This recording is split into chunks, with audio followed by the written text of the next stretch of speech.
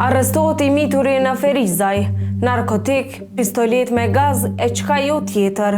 Pas një aksioni policor të zhvilluar në Ferizaj, është arrestuar një i mitur, pasi gjatë kontrollit në banesën e tij janë zbuluar narkotik, armë si dhe mjetet të tjera që dyshohen se shërbenin për shpërndarje. Ngjarja ka ndodhur këtë hënë, ku sipas informatave që ka siguruar gazeta Sinjali, gjatë arrestimit të miturit L.I. për një rast dhunimi në banesën e tij janë gjetur marihuanë, kokainë, marihuanë në formë çokolate, pistolet me gaz, thik, 400 euro para të gatshme, peshore digjitale, letra për mbështjellje të narkotikëve, si dhe 2 telefona. Imagjinojeni, vlera e substancës narkotike vlerësohet të jetë rreth 1.600 euro. Në lidhje me këtë rast, është njoftuar prokurori kujdestari i departamentit për të mitur në Ferizaj.